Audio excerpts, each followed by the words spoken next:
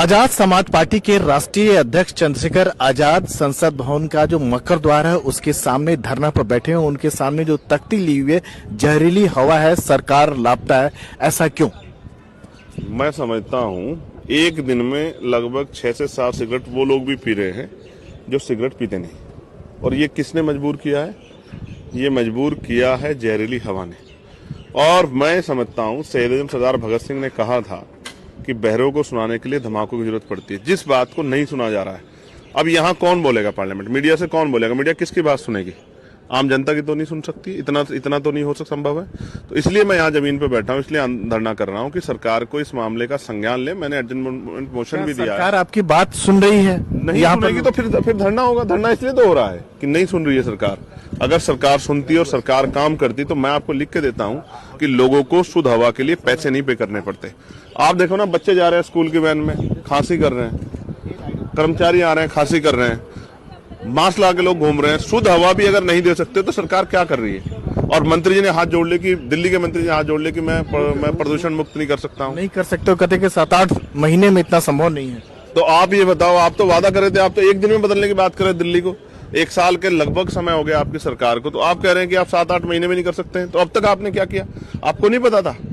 क्यों देश जो है और सरकार इस समस्या लड़ने के लिए तैयार नहीं? आज कोहरे से कितने लोगों की जान जा रही? हाईवे बनाए, सब कुछ बने, आपको क्यों नहीं नजर आया कि भाई कल कोहरे से जान जाएगी? 13 लोग मर गए। तो इसलिए मैं यहाँ खड़ा हूँ कि सरकार सुने। दिल्ली की सरकार जो है रोक लगा रही है, बाहर से जो गाड़ियां आएगी BS6 वही आ सकती है, जिसके पास पॉल्यूशन का वो सर्टिफिकेट होगा उसी को पेट्रोल पंप मिले। कैसे देखते हैं? मैं फिर कह रहा हूँ, क्या ये पर्याप्त है? क्या इनके बाद जो है AQI 450 से नीचे चला गया? नोएडा में क्या हाल है? गौतम बुद्ध नगर में क्या हाल है? वहां भी बीजेपी की सरकार है। बहादुरगढ़ में क्या हाल है? वो हरियाणा, वो भी वहां बीजेपी की सरकार है। दिल्ली में बीजेपी सरकार है। जवाब तो देना पड़ेगा ना भाई। गुड़गांव में क्या हाल है भाई? मैंने वीडियो देखी है। हम तो पब्लिक के बीच में रहते हैं, हमें पता है ना। लोग कह रहे हैं कि हम कहाँ रह रहे हैं भाई, टैक्स दे रही है ना जनता पूरा, तो सांसें तो कम से कम शुद्ध दे दो, पानी तो शुद्ध दे दो।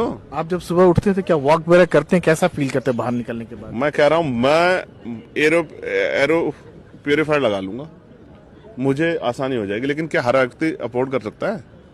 आप बता दो। दिल्ली में झुग्गी झोपड़ी वाले गरीब लोग, कर्मचारी लोग, यहाँ CSF के जवान, यहाँ कर्मचारी कर सकते हैं?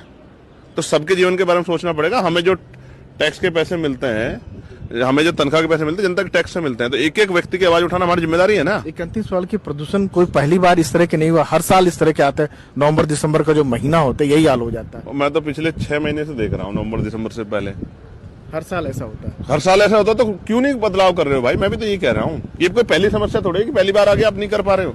ये तो हर साल हो रही है। आप तो इन वादों के साथ आए थे कि हम ठीक कर देंगे, शुद्ध सांसें देंगे, शुद्ध पानी देंगे, क्यों नहीं दे पा रहे हो? मेरा सवाल है, ये सवाल आम जनता का है, ये राजनीति से परे है। आपको भी दिक्कत हो सकती है, आपकी जिंदगी का भी सवाल है, आपके बच्चों की जिंदगी का सवाल है। मैं सबके लिए आवाज उठा रहा हूँ, एक जिम्मेदार नागरिक होने के नाते और देश की संसद का सदस्य होने के नाते अपना कर्तव्य का निर्वहन कर रहा हूँ।